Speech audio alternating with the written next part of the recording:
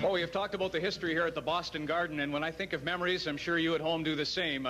History, in part, is because of Derek Sanderson's performance a few years back. Derek, I echo the fans' opinion when I say it's nice to see you and doing so well. What are you up to these days? Well, I work now as through my experience with ruining my life, alcohol and drug abuse for the City of Boston, the Mayor's Commission with the school department, and trying to help kids understand and realize the problem with alcohol and drugs, and to get a handle on it, just to get a little more knowledge so they'll be better equipped to deal with life.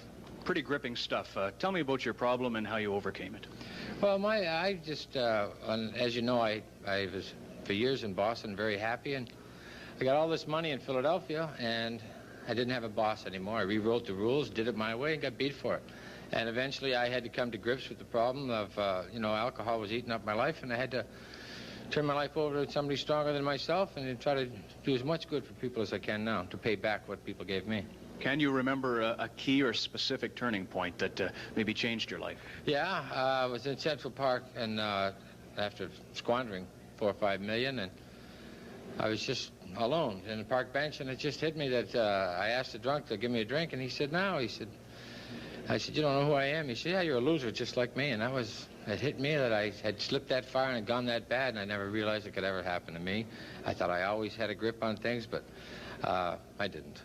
Derek, there's an old saying, we're not here to see through each other, but rather to see each other through. Was there somebody you can think of that helped you along the way? It has to be a team battle. Well, Bobby Orr was the first one to recognize the problem. He got a hold of me in Chicago and put me into a hospital, and he tried his best, as best he could, and he tried a couple of times, but it's a long process. It's a tough process.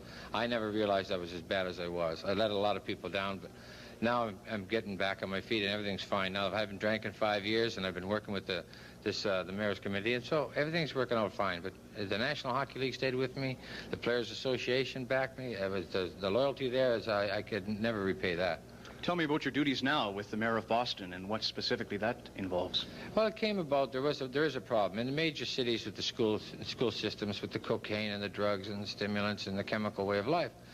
And the problem was never evaluated by anyone. I was always professionals guessed at it. And the Mayor chose me, and he had the courage to do so, which is, to his credit, to go out and assess the situation in the school. So I went over 100 schools, and from the 7th grade up to the 12th, and talked and discussed it with the students and put an assessment together of where the problem really lay.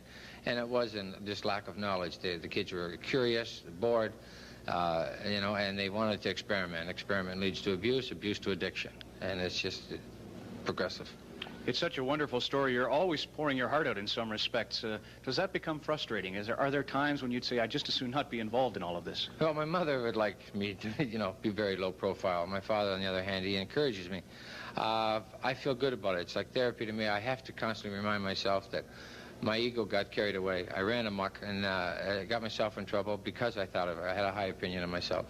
And humility to temper the ego is the answer, and I try to keep that in tune as much as possible. That's nicely said. 9 years in the National Hockey League. You know this game. We're watching one this evening. It's 2-1 Boston. I'd be interested to hear your assessment of the first period. Well, I'm sitting up there with Dr. Max Offenberger, who's working with Calgary, and he's rooting for the Flames. And my heart is kind of with Boston. I think that the Calgary's definitely they're a lot better club than the record shows, and the Bruins are struggling. But right now there seems to be just a lot of broken play. There's just not a consistency, right?